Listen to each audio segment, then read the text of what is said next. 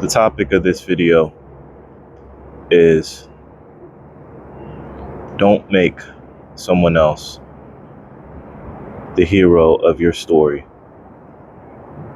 and don't take away someone else's ability to be the hero of their story.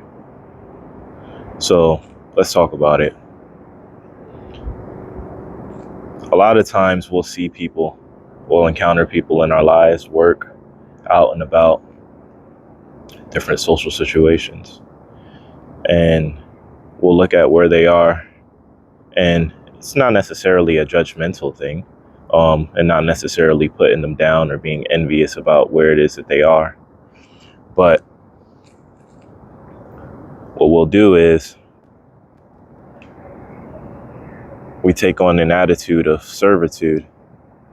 And don't get me wrong, if the relationship is some of a student, mentor, teacher type situation, then yeah, there's a certain humbleness that you need to bring to that.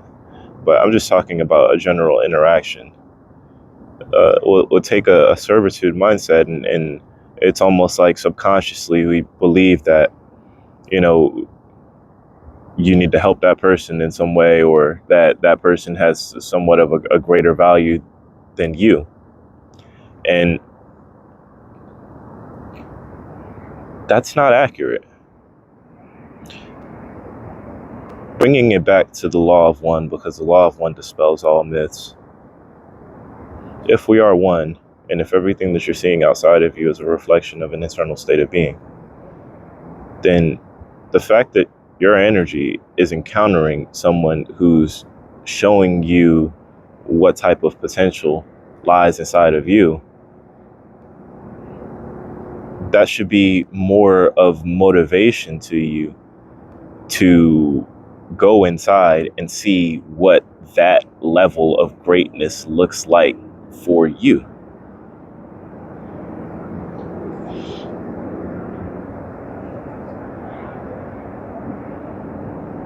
Maybe you wouldn't be doing the exact things that they do.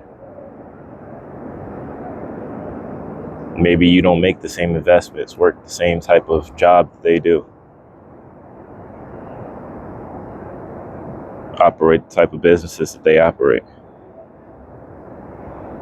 Maybe their method of physical fitness, maybe their method of eating, their routines, their sleep wake schedule, maybe that doesn't work for you.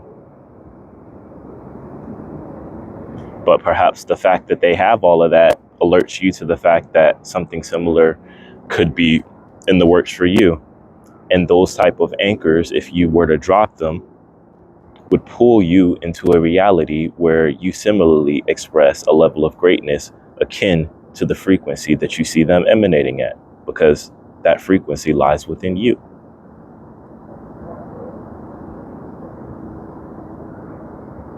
Don't make someone else the hero of your story. There's another way that we can look at this too, and that's this perspective. When you're looking backwards, let's say you're not at a point where you're necessarily going to purpose, and that's okay. Wherever you vibrate, go ahead and vibrate there.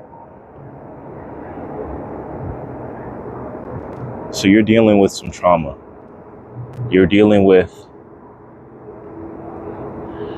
things that anchor you to a previous state of mind. And this anchor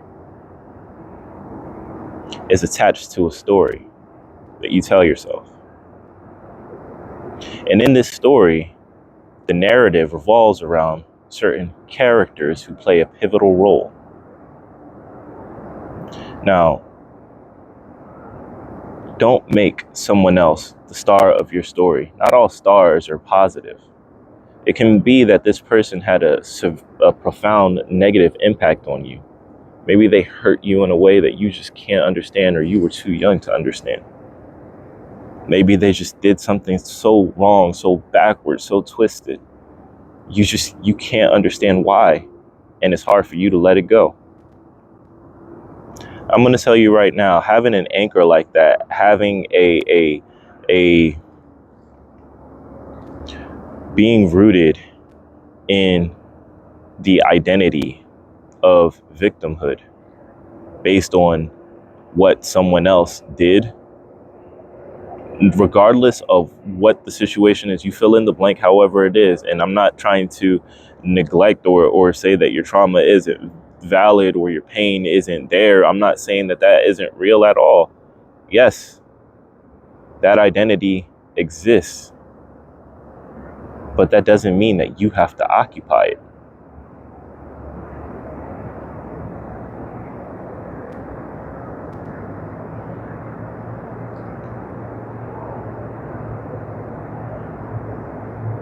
Not making someone else the hero of your story means understanding that it doesn't matter who played a role or who was a character in a previous stage of your life, in a previous scene that you were a part of. This is a matrix. There is one source acting out all parts. And it doesn't matter how dark a scene may have been, your soul is indestructible, and love is what you are. Learn and grow. Don't make someone else your hero. Now, don't take away someone else's ability to be the hero of their story. When you go on this journey towards inner peace, inner healing, enlightenment, seeking that highest version of yourself, your light is going to begin to attract people to you who may not be letting their light shine as brightly as yours is shining in the moment. Now, your ego may pull you into a state of mind or a frame of consciousness where you feel like you've somehow achieved some level of value, or so you've attained some sort of mastery or something that gives you the ability, the unique ability to, help in a way that nobody else can. And in a way, in a certain light, that's true, right?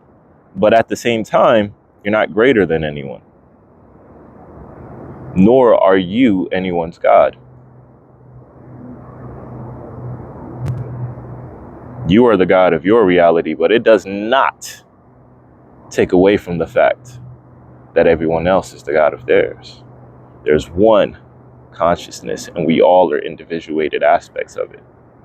The best thing that you can do whenever people come to you for assistance is guide them towards their own inner light. Guide them towards that source that resonates within them, that life presence that will constantly be giving them that still small voice. Understand that help them to understand that they are the awareness behind all of the phenomena that they see going on around them. You can help people pull themselves out of destructive emotional states where they see themselves as victim, where they see themselves as less than, by reminding them that they're not their emotions, they're not their experiences, they're not even their name.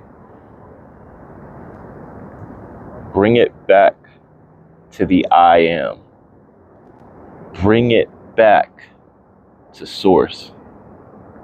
Bring it back to God. God lives in you, as you, reminding you that you are love, reminding you that you have a purpose, a reason for being here, that you were such a perfect thought, that each atom that makes up your body couldn't wait to unite with all the other atoms that make up your body. You are an amazing blessing of this universe. You are a gift. You are the fruit of this universe, the star seed. That's what you are.